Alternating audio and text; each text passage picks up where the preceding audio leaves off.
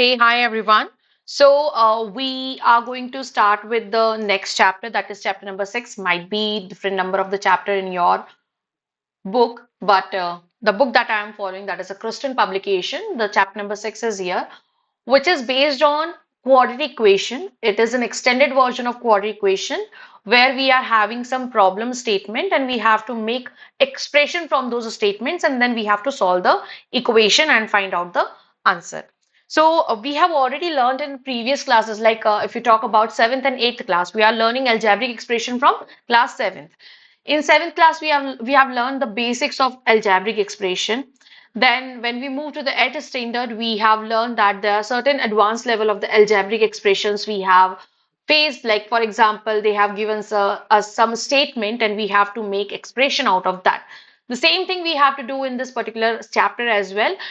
This chapter is having, five exercise in all, and in every exercise, like we have already done first exercise in our class, and I have told you that every question is somehow similar.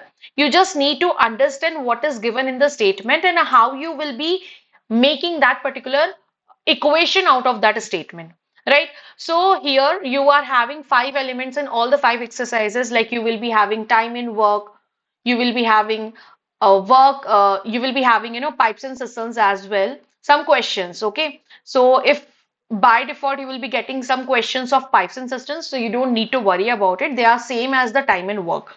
You will be having a speed, distance and time, SDT. Okay, then you will be having problems based on the ages. Okay, and unitary method that we have learned way back, like in the eighth standard, you have learned about the unitary method, right? Kind of the questions. So this is kind of like a summary. I would say that combination of all of this, and now you will be getting some problem statements which will be on some higher side, and you have to solve this. Okay. Now my question here is how will we making the statement, how will we making the equations out of that statement? So one thing we need to understand the basic concepts. Let us get back to our basics. First of all, we know that when do we multiply the elements? When we have given the value of one element and we have to find out the value of multiple elements. So we multiply it. When we have given the value of various elements, okay, and you have to find out the value of one element, then what do? We divide. These are the basic things that we know. Now, I'm going to tell you certain things. If you face those things in your problem, then what actually will be the expression according to it? First of all, whenever you're giving that added to word is given, okay, so you have to what? Add here. When it is given that reduced word, it means you have to subtract. If you have given times word, times means what? They are trying to tell you that you have to multiply it. If you are giving twice, thrice, okay, kind of this word, you have to multiply two times or three times respectively. Now there is a one statement that sometimes keeps you confusing, that is exceeds. Okay, whenever you are facing exceeds to what, then you have to what? You have to subtract it. Okay, these are the basic that you have to keep in mind. Now, whenever you are reading a problem, read it at least thrice and then then make your equation one by one. Whatever given in the equation, just make the statement according to that, right? Like they are saying that add twice of the particular number to 5 and then it gives you 7, right? So you don't know that number, so you have to consider that element as the x. So twice of this x and you add 5 to it gives you 7. This is what it means to say that. What I have done is whatever written in the in particular statement, I just form the equation according to the directions given to me in that particular statement. Now let us do what? Let's solve the questions. I'm going to start with, this one, 6E, because 6A is almost done and we will be doing 6A, whatever the leftover questions of 6A. But let us start with the 6E. Question number one says that you are having what? Let me change the pen color. Okay. Okay. What it says that a shopkeeper buy a certain number of books for 960 rupees. Okay, and if the cost of per book is 8 rupees less than the number of books that could be bought for 960 would be 4 more. Find the original cost of each book. अभी यहाँ पर क्या बोल रहा है? I'm just coming back to Hindi because my audience is more in, they understand Hindi. So I'll be just coming back to this particular thing. You know what is given to you? You have what? You have books. They are talking about books.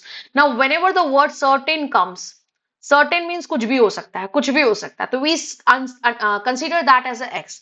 तो मुझे नहीं पता है कि original cost क्या है. तो shopkeeper ने कुछ बाय करी books, number of books buy करी, कितने रुपीज में? 960 रुपीज में. ठीक है, अब उन्होंने बोला कि अगर एक बुक का प्राइस 8 रुपए कम होगा तो जितनी बुक उसने 960 में बाय करी वो उससे 4 ज्यादा बाय करेगा. तो आपको ओरिजिनल कॉस्ट बताना है और ये क्वेश्चन 2013 में आया हुआ है आईसीसी में. ठीक है, तो मुझे नहीं पता है कि ओरिजिनल कॉस्ट क्या है, तो मैं कंसीडर करूंगी let original cost of book is x rupees. ठीक है, अभी उसने कितनी बुक्स बाय करी? 960 रुपीज की बुक्स बाय करी है.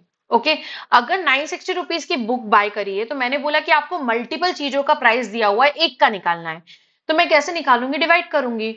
तो cost of each book, unitary method है और कुछ नहीं है यहाँ पर, विल बी 960 अपॉन एक्स. एक बुक का प्राइस एक्स है, मल्टीपल बुक्स का प्राइस 960 है, तो एक बुक का प्राइस क्या होगा? 960 अपॉन एक्स. अब उसने बोला कि अगर cost, if cost is 8 rupees come from the original cost, तो मतलब x माइनस 8. ठीक है, अगर इतनी होगी तो कितनी बाय करेगा बुक? वो बुक बाय करेगा उससे 4 ज्यादा. कितनी? 4 ज्यादा. तो अभी अगर वो x माइनस 8 रुपीज प्राइस है तो 960 रुपीज खर्च करके वो कितनी बुक्स बाय कर रहा है? कितने रुपए की बाय कर रहा है? तो cost of each book in this case will be what? 960 upon x minus 8 books buy कर रहा है. ठीक है, ये कंडीशन समझ में आ गई. अब हमें बोला है कि अगर इन दोनों का डिफरेंस कितना है? 4. इन दोनों का डिफरेंस कितना है? 4. मैं बोल सकती हूँ 960 upon x minus 8 minus 960 upon x equals to 4. यही स्टेटमेंट में बोला और कुछ नहीं बोला. ओके, अभी यहां से मेरे को 960 कॉमन दिख रहा है. I just take 960 common. जहां जितना इजी हो सकता है कैलकुलेशन उतना इजी कर लो. Minus 1 upon x equals to 4. यहाँ बचेगा 1 upon x minus 8 minus 1 upon x equals to 4 upon 960. Okay, and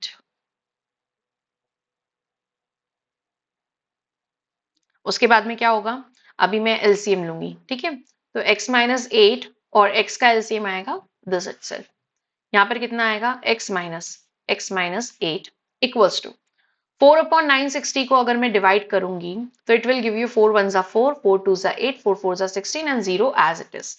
अभी देखो हर चीज को ब्रैकेट्स में रखना जरूरी है क्योंकि यहाँ देखो माइनस का साइन था. ओके, यहाँ कितना हो जाएगा? This will B x square minus 8x. That will B 1 upon 240. ये x विल गॉट कैंसल्ड, बचेगा 8. तो 240 इंटू 8 कितना होगा? 240 into 8 equals to x square minus 8x. कितना हो जाएगा ये? This will be 1920 equals to x square minus 8x. अब देखो मैं एक छोटी सी चीज बताती हूँ. मैं इसको इधर ले जाती हूँ. मुझे क्या बनानी है? Quad equation. ठीक है, तो इधर 0 हो जाएगा, इधर हो जाएगा x square minus 8x minus 1920. ठीक है, अभी ये यूजुअली मेरा 0 कहाँ होता है? हमेशा आरएचएस के साइड में. तो मैंने इसको इधर क्यों ले गई 1920 को? ताकि मेरे को माइनस का ज्यादा लफड़ा ना रहे, मैं सीधे सीधे इसको सॉल्व कर सकूं. ओके, तो अब मैं क्या करूंगी? इसको ऐसे लिखूं या ऐसे लिखूं, कोई फर्क नहीं पड़ना.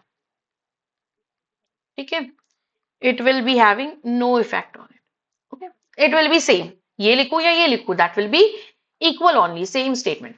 अब यहाँ पे हमें क्वाड्रेटिक इक्वेशन का फंडा अप्लाई करना है. और 1920 काफी बड़ा नंबर है, तो आई वुड सजेस्ट यू इसके प्राइम फैक्टराइजेशन करो and try to do that. Okay, और डिफरेंस क्या चाहिए हमें? 8 चाहिए. तो according to my calculation it will be 48x और 40x. 48x और 40x. ठीक है, अब क्या करेंगे? हम इसका ग्रुपिंग करेंगे. यहां से क्या कॉमन आया? x. बचा कितना? 48. यहां से क्या कॉमन आएगा? 40.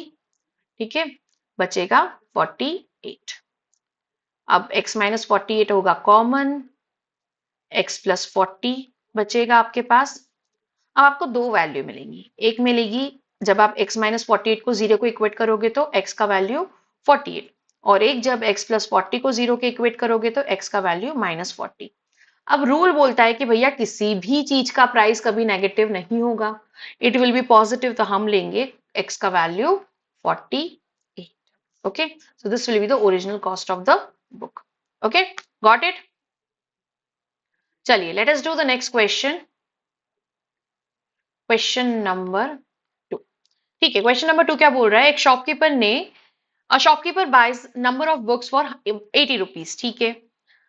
Then, if he had bought 4 more books for the same amount, each book have cost him 1 rupees less.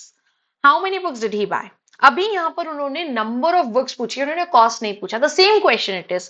यहाँ पर उन्होंने बोला कि उसने कुछ बुक्स खरीदी हैं 80 रुपए की, अगर वो 4 बुक और खरीदता सेम सेम 80 रुपए की, तो उसको 1 रुपया कम लगता हर बुक पे। तो बताना है कि उसने कितनी बुक्स पे करा है, how many books did he buy, कितनी बुक्स उसने बाय करी है।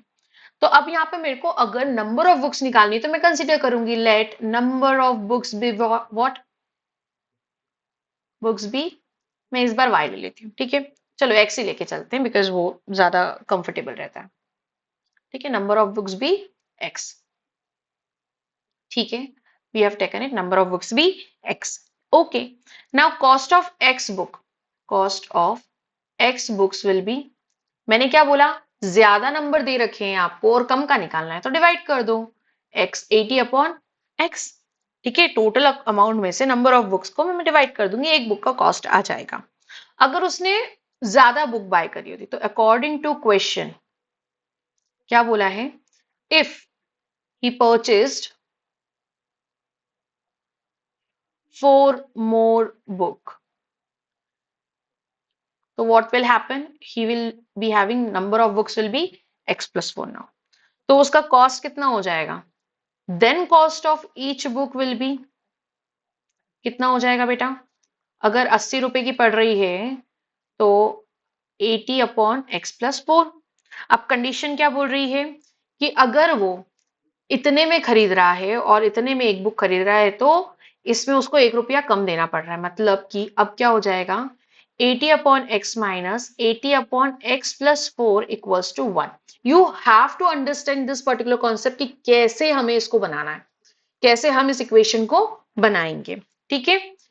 चलिए आगे बढ़ते हैं। अब ये हमारी इक्वेशन आई तो यहां से भी मैं अगेन 80 कॉमन लूंगी, बचेगा 1 upon x minus 1 upon x minus 4 equals to 1, ठीक है। तो ये हो जाएगा x और x माइनस 4 का एलसीएम आया, यहाँ बचेगा x माइनस 4 माइनस एक्स, यहाँ बचेगा 1 अपॉन 80, तो x गॉट कैंसल्ड, ठीक है। 80 का क्रॉस मल्टीप्लीकेशन कर देंगे, माइनस 4 से मल्टीप्लाई हो जाएगा, ये हो जाएगा x square minus 4x, x square minus 4x, ठीक है। ये बचेगा आपके पास minus 320 equals to x square minus 4x, again the same thing I have told you, आप इसको उठा के ले जाइए ताकि आपको प्लस माइनस का दिक्कत ही ना हो। ओके, ये मैंने इधर ले लिया, अब इसको मैं ऐसे लिखूं चाहे ऐसे लिखूं, it will be same, it will be same. अभी 320 लिखा है और डिफरेंस आना चाहिए 4। 320 मतलब कि अगर मैं, मेरे को पता है 16 टूजा कितना होता है, 32 होता है, ओके, और 16 माइनस 2 कितना होता है बेटा, दैट विल बी 4, ठीक है, 40, ठीक है, 14 होता है। अब देखो अगर मैं 16 इंटू 20 करूंगी तो कितना आएगा, 320, और 20 माइनस 16 करूंगी तो कितना आएगा, 4। तो मेरे जो फैक्टर्स होंगे वो क्या हो जाएंगे, एक्स स्क्वायर माइनस 16, या तो आप इसको 16 लिख लो, 16x plus 20x minus 320 equals to 0। आपने इन दोनों को पेयर अप करा, इन दोनों को पेयर अप करा, कितना होगा, x कॉमन लिया, x माइनस 16 बचा, प्लस कितना कॉमन लेंगे यहां से हम, अगेन 20 कॉमन आ जाएगा पूरा का पूरा, ठीक है, 20, तो बचेगा x minus 16 equals to 0, x minus 16 common और x प्लस 20 यहां पर बचेगा, x माइनस 16 इक्वल्स टू 0, तो that will give you x equals to 16, और x प्लस 20 इक्वल्स टू 0 तो होगा x इक्वल्स टू माइनस 20। क्या नंबर ऑफ बुक्स कभी भी नेगेटिव होंगी, नहीं, तो हमारा आंसर हो जाएगा x equals to 16. This will be the number of books that you will be having. Okay? तो next session में हम करेंगे 3 और 4 क्वेश्चन. Okay?